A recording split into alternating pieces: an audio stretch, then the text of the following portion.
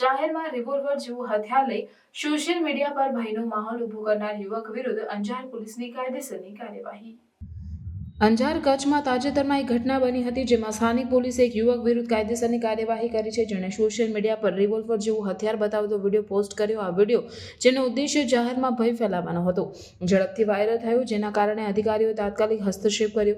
યુવક, જેની ઓળખ જાહેર કરવામાં આવી નથી, વિડીયોમાં રિવોલ્વર જેવું હથિયાર પકડીને ધમકીભર્યા હાવભાવ કરતો જોવા મળ્યો હતો। અંજાર પોલીસે વિડીયો જોતા જ તાત્કાલિક તપાસ શરૂ કરી। આ વિડીયો આર્મ્સ એક્ટ અને જાહેર વ્યવસ્થાની સુરક્ષા જાળવવા માટેના અન્ય સંબંધિત કાયદાઓનું ઉલ્લંઘન કરતો જણાયો।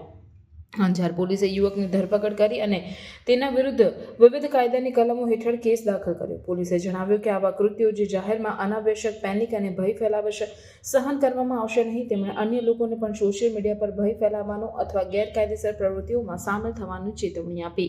આ ઘટનાને સોશિયલ મીડિયાનો જવાબદાર ઉપયોગ અને તેને ગેરકાયદેસર રીતે ભય ફેલાવવાના ઉપયોગના કાનૂની પરિણામો વિશે જાગૃતિ ફેલાવી છે। પોલીસે જનતાને અનુરોધ કર્યો છે કે તેઓ આવી પ્રવૃત્તિઓની તાત્કાલિક જાણ કરે, જેથી સમુદાયમાં શાંતિ અને સુરક્ષા જાળવી શકાય।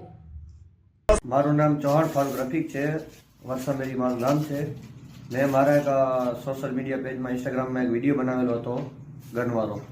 એ ગન લાઇટરવાળી હતી, એ ગન ઓરિજિનલ છે નહીં। હું બોલાવી બીજી વાર નહીં કરું, એવી ભૂલ તમે કોઈ કરતા નહીં।